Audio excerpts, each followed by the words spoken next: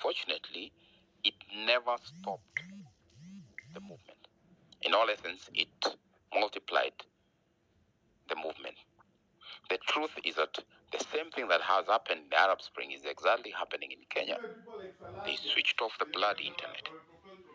And the bloody Safaricom are shameless to say that they have had issues with the internet, saying that the undersea cable was cut. We must, and part of the conversation we must have as a people is that we must push for the splitting of Safaricom from one being a big entity as is to smaller entities. What the Americans have done over the years is that when they have had such entities that are huge and are managed in a way that would compromise the public interest, they have championed the splitting of this company all the way as far back as 100 years, when Standard Oil, the biggest company on earth at the time, was split into smaller companies that would distribute oil. So we must as fast push for the splitting of Safaricom to ensure that the people in themselves are protected in the future. Because if today they'll switch off the internet, next week they'll switch off M-Pesa, and you will be financially crippled. Now, if these companies switch off your internet, switches your telephone communication, then they'll start frustrating us. And as Kenyans, we must refuse some of these issues. Second thing is that I've seen a very sad history today. A lot of people have been killed. And I think if the facts are true, then we as a people must push that they be buried at the parliament presence. They are part of the heroes of this country, and they must and shall be buried in parliament because they are the people that have liberated this country. That place where the Mzee Kenyatta is buried, the mausoleum next, shall be our heroes, because if he is a hero, then the rest of these people deserve to be heroes, because we must then take the opportunity to liberate this country. The sad reality is that this country is being run with such impunity that everybody has no audacity to believe that they can or should be accountable to the people. That accountability is what we are missing, and we must demand of it. It cannot be business as usual, and we imagine that this country shall continue being governed in the way that is being governed, and we shall survive. We shall leave no country for these children. By the time this current government was starting, I had almost 400 employees. Today, I don't think I have half of those. It's not because I was unable to manage the businesses. It's the fact that we have been forced to lay off people. And the truth is that the economy is not doing well. So the moment we start trying to be rosy and trying to manage the situation, we must speak the truth. Is that this country needs to be properly managed.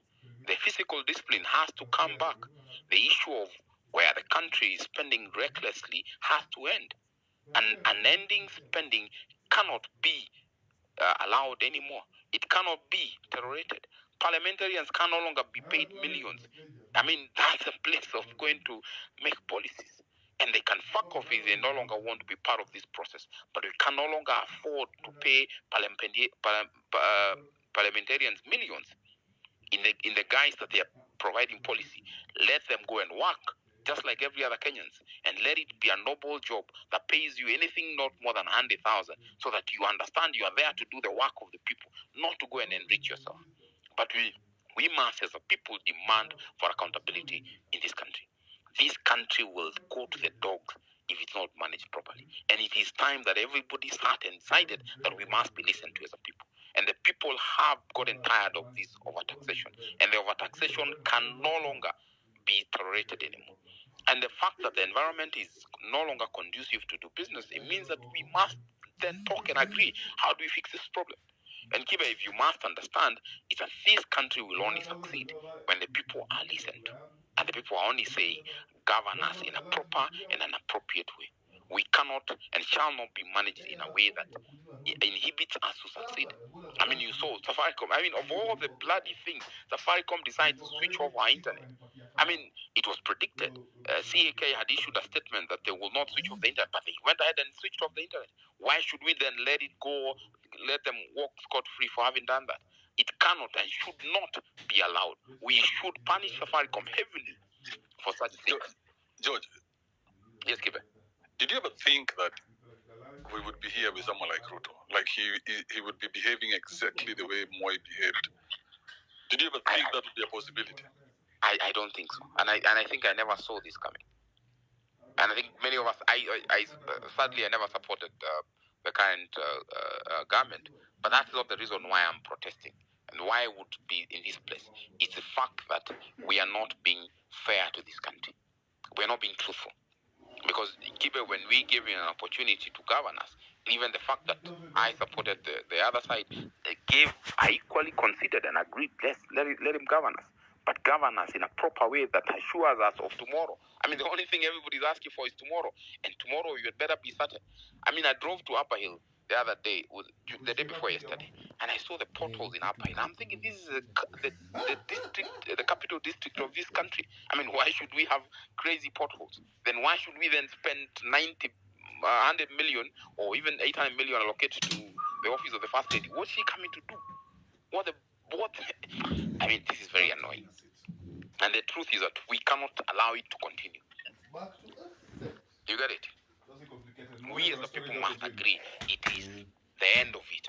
The office of the First Lady has no value, and it will have zero value if it continues being the office that is being used to siphon money. I mean, look at the repairs that have been done in the office of the Vice President.